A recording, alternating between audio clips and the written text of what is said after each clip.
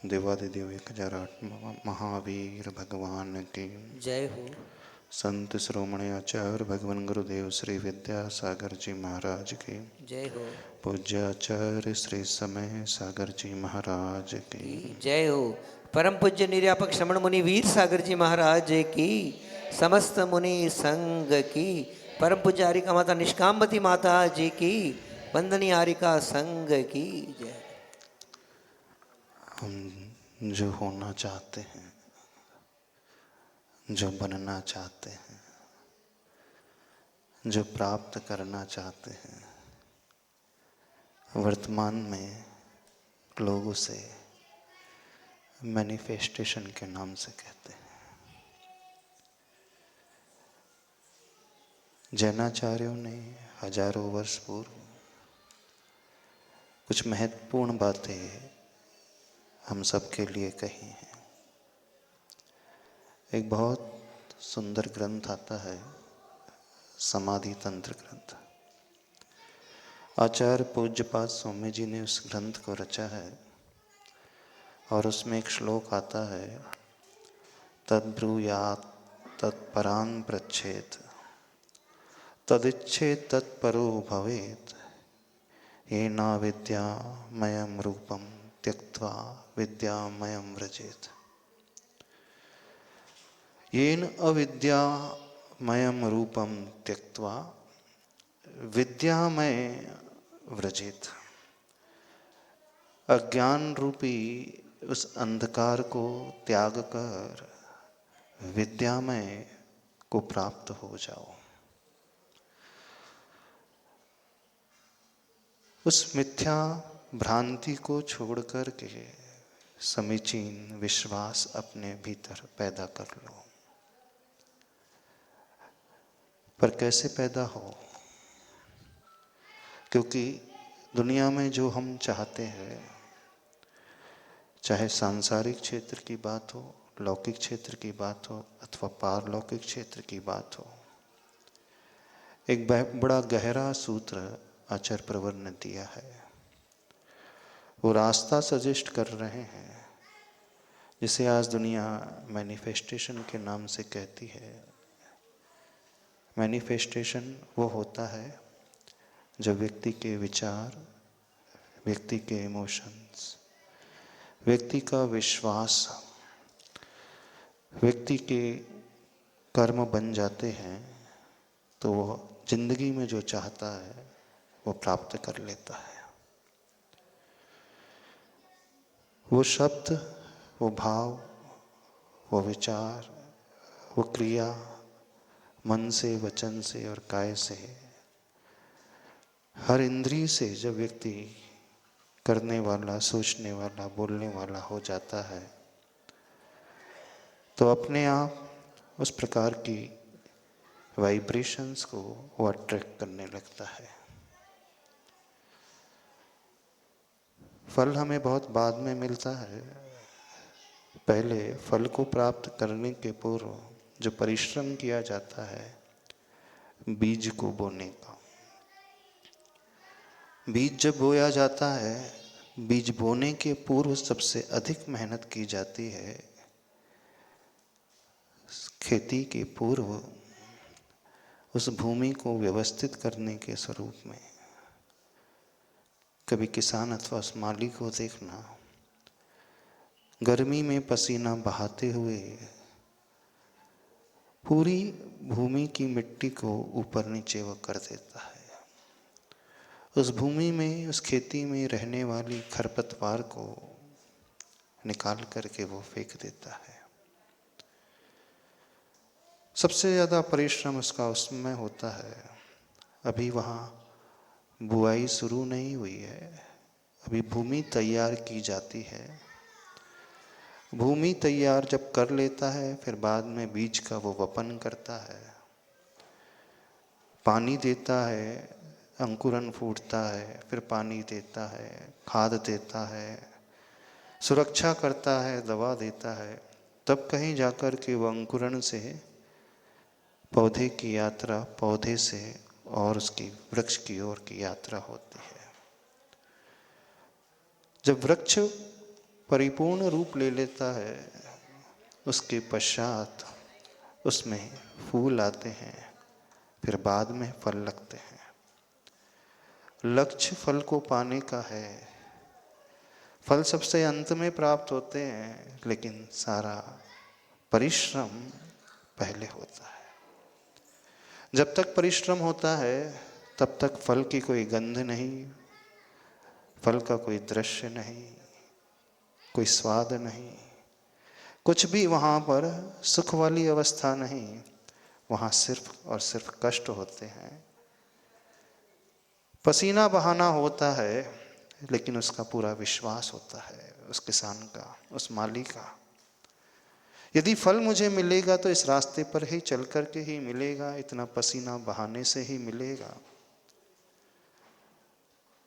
और उसके पास जो होता है पहले वो सिर्फ गंवा देता है, अपने पास का बीज वह अपने से अलग कर देता है, एक प्रकार से जमीन में डाल देता है, या यूं कहे उस बीज को उसे पहले खोना पड़ता है। जब वो खोता है बाद में उससे कई गुना अधिक बीजों को और फलों को वो प्राप्त करता है। फल की प्राप्ति सबसे अंतिम दशा में होती है, लेकिन उसकी यात्रा की शुरुआत उस विचार से हो जाती है, उस भाव से हो जाती है कि जब तक मैं इस प्रोसेस, इस पद्धति को नहीं अपनाऊंगा मुझे कुछ नहीं मिलने वाला। उसे कुछ दिखता नहीं, कुछ नजर नहीं आता, पर अंदर का विश्वास उसका पूरा गहरा होता है। ठीक ऐसे ही जिंदगी में यदि हम कुछ पाना चाहते हैं तो हमें वो मैनिफेस्टेशन, वो विजुअलाइजेशन बाहर से ही नहीं, बुद्धि से ही नहीं, भावों से, हृदय से भर करके, इंद्रियों से भर करके, आत्मा के प्रदेशों से भर करके करना चाहिए। तो आचार्य भगवान उसका रास्ता सुझा रहे हैं पहली पंक्ति में, पहले 2 चरण में।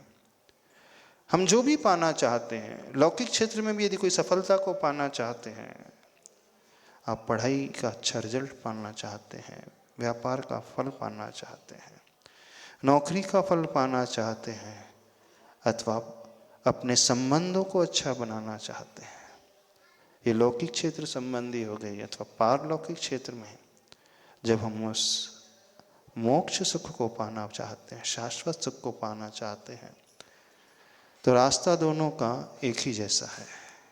और वो रास्ता तद्ब्रूयात तत्परान प्रच्छेद तदिच्छेद तत्परो भवेत। 4 चीजें वहां बता रहे हैं आचार्य भगवान। ब्रूयात का अर्थ है हम मुख से वही बोले जो हम चाहते हैं। तत्परान प्रच्छेद, दूसरों से यदि कुछ पूछना है, चर्चा करना है, समझना है, उसी विषय की चर्चा करें, उसी विषय की बात करें। तो ये हो गया वाणी से किया जाने वाला कार्य। फिर आचार्य भगवान कह रहे तद इच्छेत, मन से किए जाना वाला कार्य। मन से वो इच्छा पैदा करो, वो डिजायर पैदा करो, वो भाव पैदा करो, मुझे वो चाहिए। उसके पश्चात वो कह रहे हैं तत्परो भवेत, तत्पर हो जाओ, तन्मय हो जाओ, उस रूप हो जाओ, यानी अपने शरीर की एक एक क्रिया उस रूप हो जाए, हमारी इंद्रियों की एक एक क्रिया उस रूप हो जाए, हमारे 8 अंगों की क्रिया उस रूप हो जाए, मन, वचन और काय तीनों उस रूप हो जाए। जब व्यक्ति ऐसा हो जाता है, इस प्रकार से डूब जाता है, तो नियम से वो जो चाहता है उसे मिल जाता है। जिसे दुनिया कहती है ना जुनून, जिसके भीतर जुनून होता है वो कुछ भी कर सकता है। जो जुनूनी व्यक्ति होता है वो दिन रात नहीं देखता, वो सुख दुख नहीं देखता, शरीर के कष्ट नहीं देखता। जुनूनी व्यक्ति कैसे होते हैं? वो अंदर बाहर सबसे वही वही भावना भाते हैं। कभी आतंकवादी को देखा आपने? सिर्फ एक कफन बांध के चलता है, उसे कोई डर नहीं होता, भय नहीं होता। मैं मर जाऊंगा कोई फर्क नहीं पड़ता, मरने के लिए भी तैयार हो जाता है, लेकिन अपना कार्य कर जाता है। जिसे एक प्रकार की गहरी आदत लग जाती है, वो सब कुछ छोड़ देता है। शराबी को देखा है कभी? उसे जुनून होता है पीने का, वो लोक लाज नहीं देखता, घर बार नहीं देखता, बाहर भी उसे कुछ सूझता नहीं, घर में भी कुछ नहीं सूझता, उसे सिर्फ एक चीज सूझती है, मुझे वो चाहिए। जितने भी व्यसनी होते हैं वो जुनूनी होते हैं बहुत, उनकी लत कितना भी करो नहीं छूटती। जब वो हैबिट, वो लत नहीं छूटती है, इसका अर्थ है कि इसका एक एक रोम उससे आपूरित हो चुका है, आत्मा का एक एक प्रदेश उससे प्रभावित हो चुका है। उसे कितना भी समझाओ वो बिल्कुल उससे ऊपर नहीं उठ पाता। तो जैसे सांसारिक क्षेत्र में व्यक्ति जुनून के कारण कुछ भी करने को तैयार हो जाता है, कुछ बच्चे होते हैं उन्हें जुनून होता है पढ़ने का, उन्हें कुछ समझ में नहीं आता, उन्हें न भोजन, न पानी, न घूमना, न फिरना, कुछ नहीं, वो दिन रात लगे रहते हैं।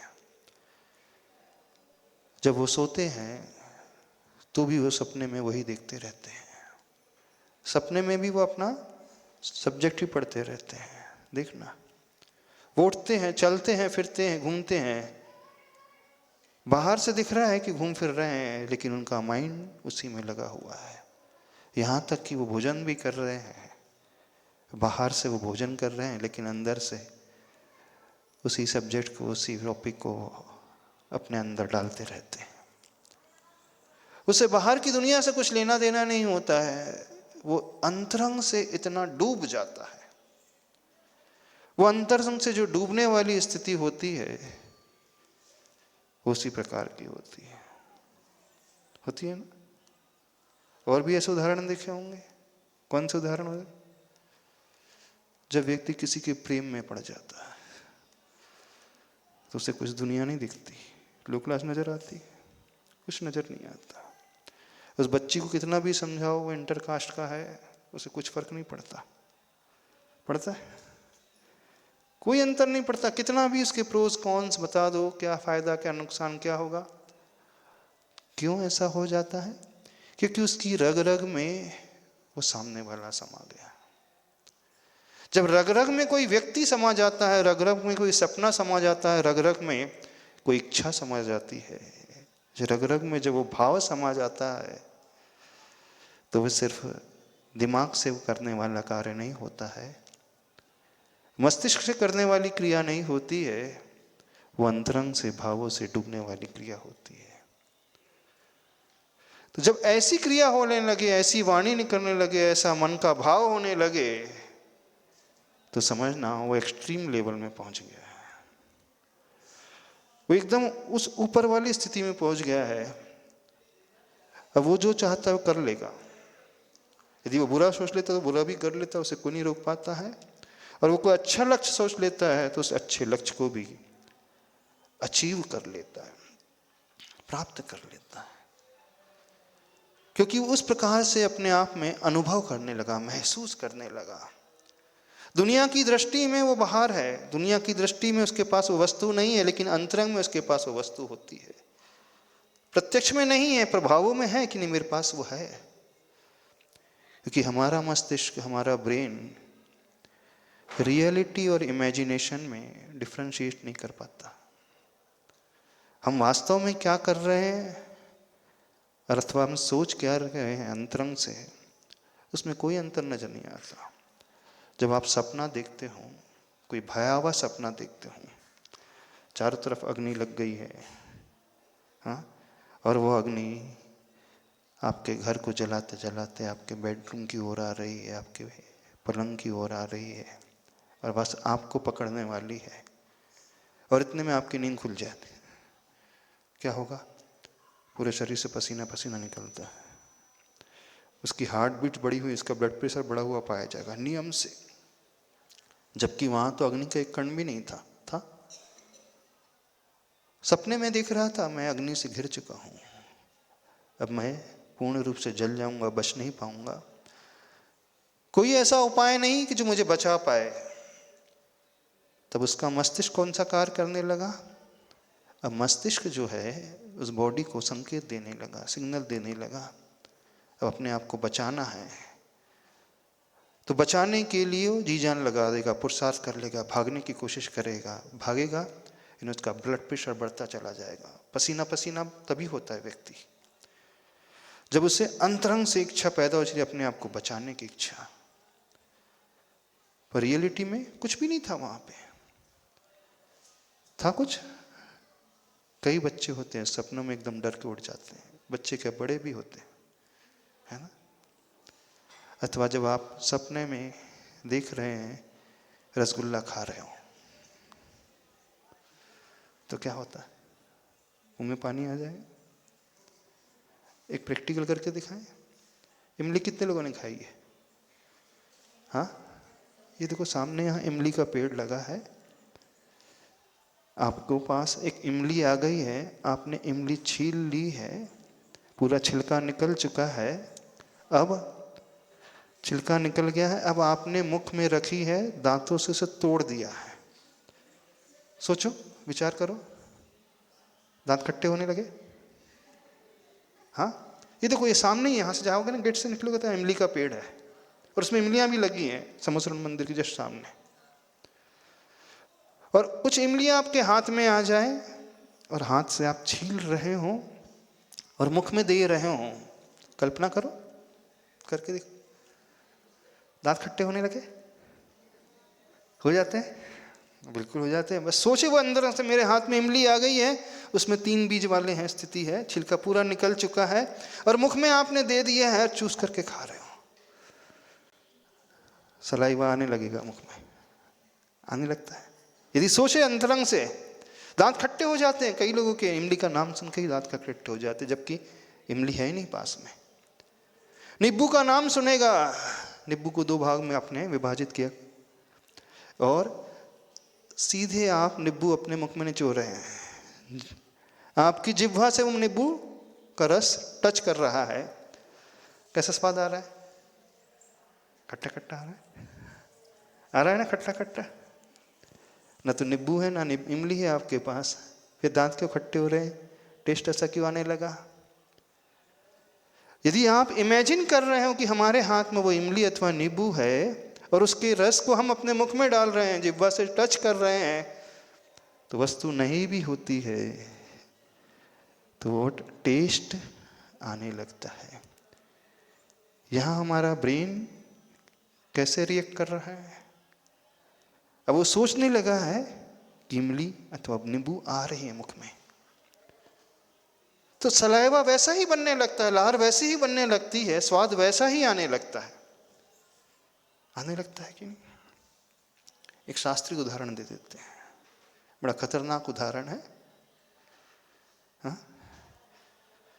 जब स्वर्गों का वर्णन आता है, देवों का वर्णन उसमें आता है, काय प्रविचारा ऐशानाथ शेषा स्पर्श रूप शब्द मनः प्रविचारा। प्रथम 2 स्वर्ग में जो देवगण होते हैं वो मनुष्यों की भांति अपनी काम वासना की शांति करते हैं, सेवन करते हैं। जैसे जैसे ऊपर के स्वर्ग में जाते हैं, शेषा स्पर्श, फिर जो 3रे 4थे स्वर्ग के देव अपनी देवी को टच करके अपनी इच्छा को पूर्ण कर लेते हैं। 5वें 6वें 7वें 8वें स्वर्ग के देव रूप देख करके अपनी भावनाओं को पूर्ण कर लेते हैं। 9वें 10वें 11वें 12वें स्वर्ग के देव उसकी शब्द को सुन करके, उसकी हंसी को सुन करके, उनकी पैरों की पायलों की झंकार को सुन करके अपनी काम वासना पूर्ण कर लेते हैं। 13वें 14वें 15वें 16वें स्वर्ग के देव अपनी देवी को देखते भी नहीं, बात भी नहीं करते। हाँ, सिर्फ मन में स्मरण कर लेते हैं तो इनकी इच्छाएं शांत हो जाती हैं। हो जाती है कि नहीं? बिल्कुल वही तृप्ति मिलती है जो वास्तव में हो रहा है। कहने का क्या अभिप्राय है? जब व्यक्ति उस प्रकार से विजुलाइज करने लगता है, सोचने लगता है, महसूस करने लगता है, तो उसका मस्तिष्क वैसा ही उसी प्रकार के केमिकल्स, हार्मोन्स का सिक्रीशन करने लगता है और हमारे शरीर में उसी प्रकार से परिवर्तन आने लगता है। आता है कि नहीं? राजवार्तिक ग्रंथ में एक बड़ी गजब की बात उठाई गई। जब ब्रह्मचर्य की बात की गई, अब ब्रह्म कुशील की बात की गई, तो बोले कुशील तो 2 में होता है, मिथुन तो 2 में होता है। तो बोले अकेले में भी मिथुन कर्म हो जाता है। बोले कैसे हो जाता है अकेले में? वहाँ तो 2 है ही नहीं। जब व्यक्ति उन भावों से भरता है तो वो व्यक्ति और उसके भाव 2 हो गए, तो वह मैथुन कर्म हो जाता है। अर्थात हमारा मन जो सोचने लगता है, जो अनुभव करने लगता है, उसी के अनुरूप, उस महसूस की करने की भावना के अनुरूप हमारे शरीर में परिवर्तन होने लगता है, हमारे हार्मोन्स में परिवर्तन होने लगता है, हमारी वर्गणाओं में, एनर्जी में परिवर्तन होने लगता है और उसी प्रकार की एनर्जी को हम अट्रैक्ट करने लगते हैं। सीधा सा सिद्धांत है। जब कोई व्यक्ति रात्रि में सपने में सम्य शिखर जी की वंदना कर रहा है तो क्या भाव आ जाते हैं? देखते ना, आप भगवान को देख रहे हो वैसे ही अच्छा लगने लगता है। एक एक टोक आपको दिख रही है तो आपकी विशुद्धि बढ़ने लगती है, जबकि रियलिटी में ना सम्य शिखर है, ना टोक है, ना भगवान है, कुछ भी तो नहीं है वहां पे। तो मैनिफेस्टेशन का सिद्धांत ये कहता है, जो हम मन से सोचने लगते हैं, हृदय से जिन भावों को हम भाने लगते हैं, इंद्रियों से वो देखने लगते हैं, शरीर से वो कार्य करने लगते हैं, तो उस प्रकार की वाइब्रेशंस को हम अट्रैक्ट करने लगते हैं। तो आचार्य भगवान कह रहे हैं, तद ब्रूयात तत्परान प्रच्छेद तदिच्छे तत्परो भवेत। आप जो चाहते हो अपनी लाइफ में, अंतरंग से उसे बोलो, उसे सोचो, उसके बारे में पूछो और अपने आप को उस रूप बना लो। अभी वस्तु आपके पास नहीं है, लेकिन सोचो कि मेरे पास है। ये चमत्कार है उस विजुअलाइजेशन का, ये चमत्कार है उस मैनिफेस्टेशन का, ये चमत्कार है उस भावना का, ये चमत्कार है तदरूप अपने आप को करने का। जब अंतरंग से वैसे ऐसा हो जाता है तो चारों तरफ वो उसी प्रकार की एनर्जी अथवा वाइब्रेशन अथवा उसी प्रकार के निमित्त को वो जुटाने लगता है।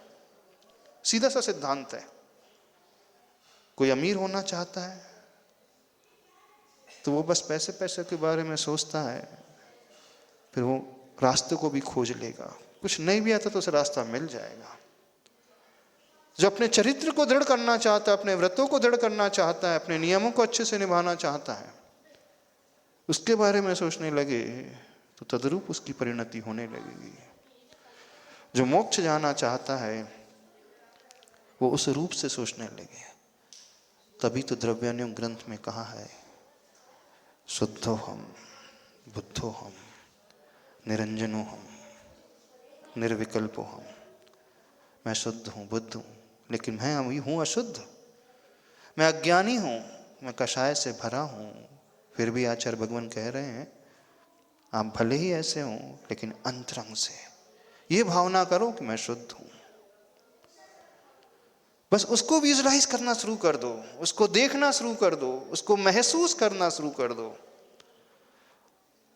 तो एक दिन वो आ जाएगा, आपका सारा पुरुषार्थ शुद्ध होने के लिए शुरू हो जाएगा। फिर दुनिया की कोई ताकत ऐसी नहीं है जो आपको रोक पाएगी। फिर ऐसी स्थिति में कितने भी चैलेंजेस क्यों ना आए, कितनी भी कठिन चुनौतियां मार्ग में क्यों ना आए, व्यक्ति हर कठिन चुनौती को पार करके आगे बढ़ जाएगा। तो ये टेक्निक जीवन में हमें अपनाना चाहिए।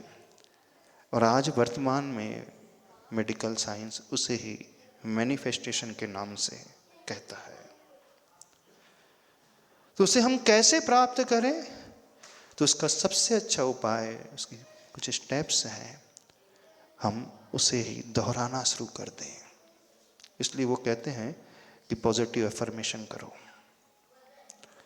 पॉजिटिव भावना को बोलना शुरू करो। कहो मुझे वो चाहिए, मैं वो होना चाहता हूँ। पहले तो चाहिए, फिर बोलते नहीं, चाहिए को भी अलग कर दो।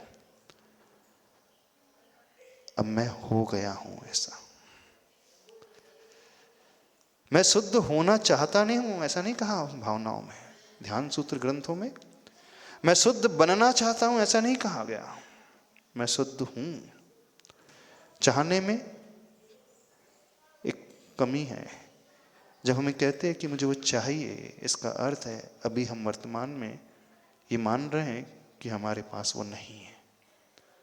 हमारे भीतर अब दीनता का भाव आ गया।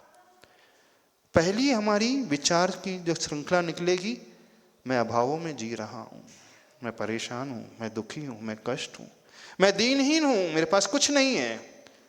तो पहला थॉट जो आएगा फिर वो उसी प्रकार की वर्गणाओं को, उसी प्रकार की वाइब्रेशन को अट्रैक्ट करने लगेगा। तो आचार्य भगवान ने ये नहीं कहा कि मुझे वो चाहिए, ऐसा मत कहो। देखना भावना में, यह परात्मा सा एवं हम, जो परमात्मा है वो मैं हूं। यह परात्मा सो मैं वैसा होना चाहता हूं, बिल्कुल नहीं कहा उन्होंने, मैं हूं ऐसा।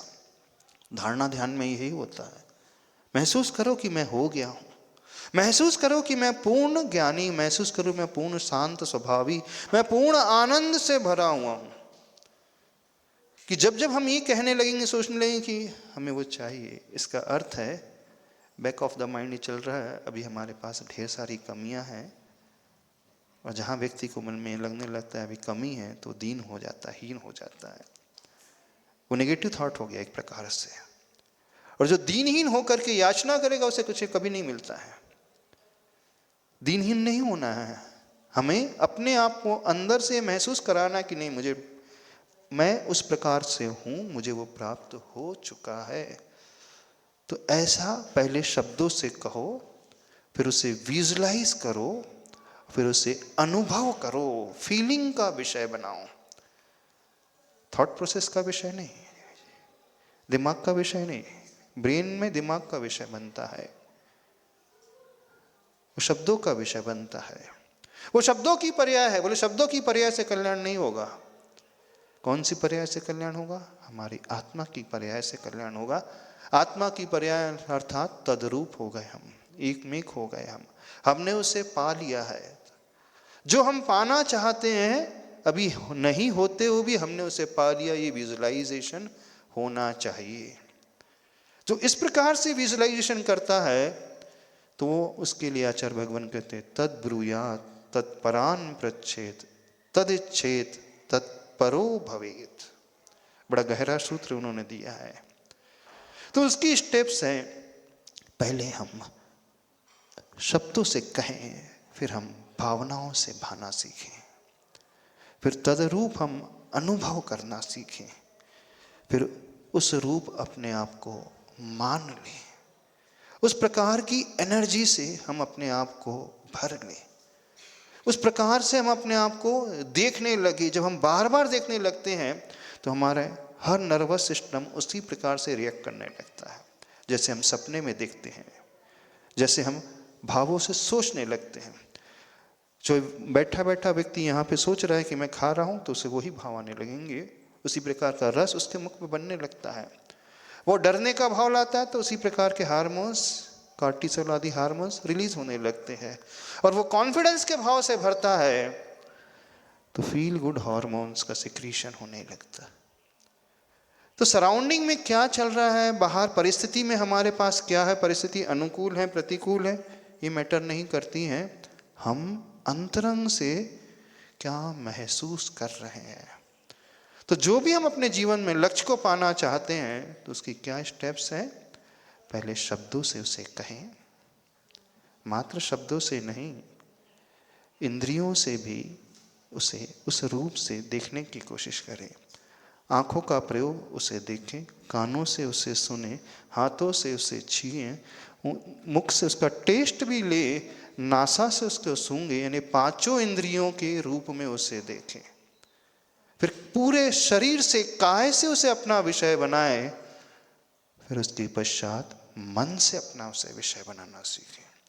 तो जहां मन, वचन और काय और प्रत्येक इंद्रियां उसमें आ जाती हैं, तो वो तदरूप जैसा हो जाता है, वो उस रूप ही परिणत हो जाता है। फिर उसे कुछ नहीं कहना पड़ता है। जब ऐसे वो अंदर से भरने लगता है, ऐसी एनर्जी उसकी होने लगती है, तो उसी प्रकार की सराउंडिंग की एनर्जी को वो अट्रैक्ट करता है। एक उदाहरण आता है, जैसे रेडियो पहले होता था, आपको स्टेशन लगा देते, थोड़ी सी निडल इधर से उधर हो जाती थी तो चैनल बदल जाता था। जो एंटीने के थ्रू कनेक्शन होता था, एक फ्रिक्वेंसीज में जैसे वो मैच करता था, उस प्रकार की वाइब्रेशन को वो तुरंत कैच कर लेता था और वो स्टेशन लग जाता था। ठीक ऐसी ही फ्रिक्वेंसी हमें अपने ब्रेन से और माइंड से जनरेट करना होगा। जब हम पॉजिटिविटी की फ्रिक्वेंसी जनरेट करते हैं, तो उसी प्रकार की सराउंडिंग की फ्रिक्वेंसी को हम अट्रैक्ट करने लगते हैं, और उसी का परिणाम होता है फिर उसी प्रकार के संसाधन और उसी प्रकार के लोग भी आपके चारों तरफ आने लगेंगे। होता है ना, व्यक्ति का जैसा स्वभाव होता है, उसके इर्द गिर्द भी उसी प्रकार के लोग होते हैं। एक बहुत अच्छा कोटेशन आता है, show myself your friends, I will tell you your future। आप मुझे अपने दोस्तों से परिचय करा दो, मैं आपके भविष्य को बता दूंगा। आपके दोस्तों में कौन है, संगति में कौन कौन है, कैसे लोग हैं, उससे पता चल जाएगा कि आपका भविष्य कैसा है, अथवा आपका नेचर कैसा है, अथवा आप किस प्रकार के हैं। क्योंकि व्यक्ति जैसा नेचर वाला होता है, उसी प्रकार की संगति को बनाता है, उसके दोस्त वैसे ही होते हैं। धार्मिक व्यक्ति आसपास धार्मिक लोगों को ही जोड़ेगा, एक व्यसनी व्यक्ति पीने खाने वालों को ही जोड़ेगा, एक व्यापारी उन्हीं प्रकार के लोगों को जोड़ेगा, और एक अपने आप में रहने वाला व्यक्ति उसी प्रकार की वर्गणाएं, उसी प्रकार के साहित्य को ही पसंद करेगा। तो सीधा सा नियम है, हमारा जैसा नेचर होता है, जैसा स्वभाव होता है, अथवा अंतरंग से हम जो चाहते हैं, उन्हीं प्रकार के लोगों को हम अट्रैक्ट करने लगते हैं, अथवा हम उन्हें खोज लेते हैं। दो चीजें होती हैं, या तो हम उन्हें अपने मित्र बना लेते हैं, अथवा हम उनके पास पहुंच जाते हैं। ऐसे जब कोई बच्चा अथवा बच्ची कॉलेज पढ़ने के लिए बाहर शहर में जाती है, तो अपने फ्रेंड सर्कल में किसे तलाश करता है, वो किसे तलाश करती है, जिससे उसकी ट्यूनिंग मिलती हो। जिससे ट्यूनिंग ही नहीं मिलेगी, विपरीत नेचर वाला कोई होगा, तो उससे दूरी वो अपने आप ही बढ़ा लेता है। या तो हम उन्हें खोज लेते हैं, अथवा वे लोग हमें खोज करके आ जाएंगे। दोनों ही चीज हो सकती, कुछ भी हो सकता है। तो जब हम अंतरंग से, मन से, वचन से, काय से ऐसे परिणामों से भरते हैं, यानी ऐसा हम कहते हैं, ऐसा हम ध्यान में विषय बनाते हैं, चिंतन का विषय बनाते हैं, ऐसा हम विजुलाइज करते हैं, देखते हैं, तो उसी प्रकार की एनर्जी को, वाइब्रेशंस को, संसाधन को, लोगों को अपने आप अट्रैक्ट करने लगते हैं। फिर व्यक्ति कि सबकॉन्शियस माइंड में, अवचेतन मन में वो गहरा प्रवेश कर जाता है, और उसका चमत्कार ये होता है कि वो जो चाहता है उस प्रकार के संसाधन के माध्यम से वो अपने लक्ष्य तक अवश्य पहुंच जाता है। इसलिए आचार्य भगवान ने कहा, यदि हम अज्ञान को छोड़ करके ज्ञान पाना चाहते हैं, दुख को छोड़ करके सुख पाना चाहते हैं, अपने उस लक्ष्य को पाना चाहते हैं, तो आप वही कहो, उसी की इच्छा करो, उसी को पूछो, तदरूप होकर के जियो, वो जुनून आप में सवार हो जाए। जब जुनून सवार हो जाता है, तो व्यक्ति सोते जागते, उठते बैठते, खाते पीते, चलते फिरते उसी की बातें करता है ना, उसी के बारे में सोचता है। बाहर से दिख रहा है कुछ और कर रहा है, लेकिन अंदर से उसका ध्यान वहीं लगा है। जब ये स्थिति आपकी हो जाए, धर्म के क्षेत्र में आप पढ़ते हैं ना, तुम बिन मैं व्याकुल भयो जैसे जल बिन मीन। व्याकुलता, व्याकुलता जल के बिना मछली को जो होती है, अपने उस लक्ष्य के प्रति, अपने उस सिद्धांत के प्रति, अपनी उस भावना के प्रति जब होने लगे तो समझना आप वो प्राप्त कर लोगे। फिर दुनिया की कोई ताकत ऐसी नहीं जो अवरोधक बन करके आपको रोक ले, आपको पीछे धकेल दे।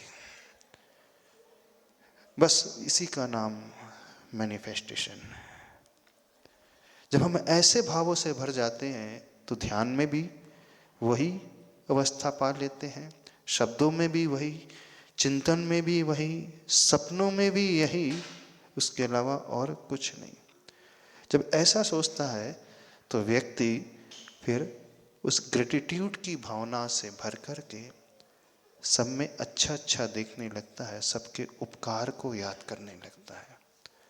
तो जो भी हम पाना चाहते हैं वह सिर्फ शब्दों तक सीमित नहीं रहेगा, क्योंकि कई लोग सिर्फ बातों तक सीमित रहते हैं। तो यहाँ कहा जा रहा है बातों से कार्य नहीं चलने वाला, शब्दों के पश्चात उसे जीना होगा, उसे इंद्रियों का, हर इंद्रिय का विषय बनाना होगा, मन का विषय ने फीलिंग का विषय बनाना होगा, और यह महसूस करना होगा कि मैं उस रूप हो चुका हूँ, उस रूप हो चुका हूँ। जब उस रूप हो जाएंगे तो हमारा सब कुछ वैसा ही लगेगा। अब कई लोग प्रश्न करते हैं, अभी अशुद्ध दशा में हम अपने आप को शुद्ध कैसे मान लें, दुखी अवस्था में सुखी कैसे मान लें, बीमार अवस्था में हम स्वस्थ कैसे मान लें, अज्ञान दशा में हम ज्ञान कैसे मान लें अपने आप में। जो बीमार है लेकिन वो स्वस्थ होने की कामना से भरा, तो उसे ही दवाई जल्दी लगती है, सीधा सा सिद्धांत है। अब बीमार यही सोचते रहे, अब मैं तो बीमार ही रहूँगा, मुझे कोई दवाई लगती ही नहीं है, इतने डॉक्टर को दिखा देता हूँ, ऐसा व्यक्ति कभी जल्दी ठीक ही नहीं होता। कितनी भी दवाई खा ले वो हमेशा बीमारी बना रहता है। और जो बीमार होकर के सोचता है कि नहीं मैं बहुत जल्दी स्वस्थ हो जाता हूँ, हो जाऊँगा नहीं, मैं हो चुका हूँ, तो पानी भी पिए तो उसको दवाई का काम रूप में लग जाती है। पानीयम अमृतम इति, वही कल्याण मंदिर श्लोक स्तोत्र में वही बात की है।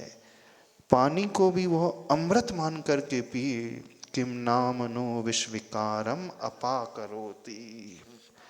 पानी अंजलि में लेकर के वो पी रहा है, सोच क्या रहा है, मैं अमृत का पान कर रहा हूं। और यह सोच करके वो पान कर लेता है तो वो विश्व के विकार को भी दूर कर जाता है। इसे ही साइंस ने, आज मेडिकल साइंस ने प्लेसिबो इफेक्ट के नाम से कहा। एक रिसर्च किया गया, कुछ पेशेंट्स को, 4 पेशेंट का एक ग्रुप बनाया गया और उन्हें एक मेडिसिन दी गई और कहा गया कि तुम्हें जो दवाई दी जा रही है ये दुनिया की सबसे अच्छी इफेक्टिव मेडिसिन है, इस रोग के लिए यही है। इस दवाई ने लाखों नहीं करोड़ों को बहुत जल्दी स्वस्थ कर दिया। सिर्फ 3 दिन में ये दवाई लेना, 3 दिन खुराक लेना है, और 3 दिन बाद जब उनका चेक किया गया उनका रोग को, तो बिल्कुल स्वस्थ हो गए। लेकिन दवाई क्या दी गई थी, ग्लूकोज का पाउडर था, कुछ नहीं था।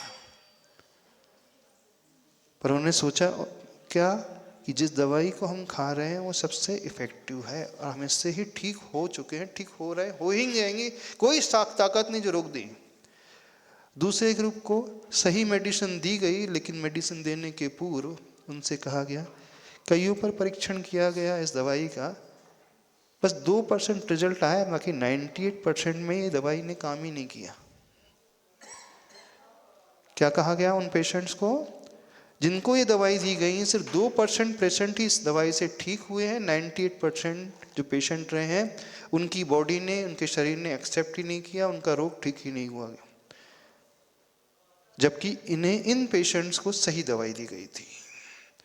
3 दिन के बाद परीक्षण किया गया, जो रोग की अवस्था पहले थी रोग की अवस्था वैसी ही बाद में बनी रही, जबकि थी वो सही दवाई। पर उनके मन में क्या भर दिया गया, 98% तो ये काम ही नहीं करती, 2% ही काम करती है, इसका अर्थ है अब हमारे लिए काम करने वाली तो है नहीं। सही मेडिसिन ने भी काम नहीं किया, और जिन्हें सिर्फ ग्लूकोज का पाउडर दिया गया और यह कह करके कि 98% सक्सेस रेट इस मेडिसिन का है और सबसे इफेक्टिव मेडिसिन है, तो वो ग्लूकोज का पाउडर भी दवाई का रूप ले लिया। तो ऐसा क्यों हुआ? ऐसा इसलिए हुआ, प्लेसिबो इफेक्ट, जब ब्रेन ने सोचना शुरू किया कि सबसे इफेक्टिव है, तो उस प्रकार के केमिकल्स को उसने सिक्रीट किया और उस केमिकल्स ने उन्हें स्वस्थ बना दिया। दूसरे केस में ब्रेन ने ये एक्सेप्ट ही नहीं किया कि अच्छी दवाई है, तो उनकी बॉडी से केमिकल का सिक्रीशन ही नहीं हुआ और वो रोग भी ठीक नहीं हुआ। तो रियलिटी में क्या है ये मैटर नहीं करता है, वास्तविकता क्या है ये मैटर नहीं करती है, हम सोचते क्या हैं, हम भावों से भाते क्या हैं, हम देखते क्या हैं, हम अंदर क्या लेते हैं, हम क्या ग्रहण करते हैं, क्या हम तद्रूप होते हैं कि नहीं, तब हम उस प्रकार से विजुलाइज करते हैं कि नहीं। तो जो ऐसा विजुलाइज करने लगता है और जो इस प्रकार से मेडिटेशन का अभ्यास करने लगता है और अपने ब्रेन को इस प्रकार से ट्रेन करने लगता है ध्यान आदि के माध्यम से, प्राणायाम के माध्यम से, और फिर जब अंत में उस ग्रेटिट्यूड के भाव से, अपकार के, उपकार के, आभार के भाव से भर कर के वो इतना रिसेप्टिव हो जाता है, तो उस प्रकार की वाइब्रेशंस को वो अट्रैक्ट करने लगता है। आप लोग धर्म कैसा करते हो? कुछ तो होने जाने वाला तो है नहीं, है ना? जब भी मंदिर जाते हो, 20 साल हो गए पूजा करते करते, कुछ हुआ तो नहीं है, महाराज जी कह रहे तो कर लेते हैं, कुछ नहीं होगा। महाराज जी कह रहे इसलिए कर रहे हो आप लोग, कुछ नहीं होगा। नमोकार मंत्र की जाप देते देते जिंदगी बीत गई, कुछ तो हुआ नहीं, अब कुछ नहीं होगा। डाउट पहले आ गया, हो गया ना, बस खत्म, समाप्त। तो क्या करना है, समझ में आ गया? तद्ब्रूयात् तत्परान् पृच्छेत् तद इच्छेत तत्परो भवेत्। 4 चीजें हैं, वही हम कहें, वही हम पूछें, वही हम सोचें, उसकी हम भावना करें और उस रूप हम हो जाए, तो अविद्या से व्यक्ति विद्या तक पहुंच जाता है, अज्ञान से ज्ञान तक, दुख से सुख तक, विकल्पों से निर्विकल्प तक, कषायों से शांत भाव तक। इतना ही रखे पर्याप्त। बोलिए आचार्य परमेष्टि गुरुदेव श्री विद्यासागर जी महाराज की जय। जिनवाणी के ज्ञान से सूझे लोग। बड़ी माता जी बोलेंगे।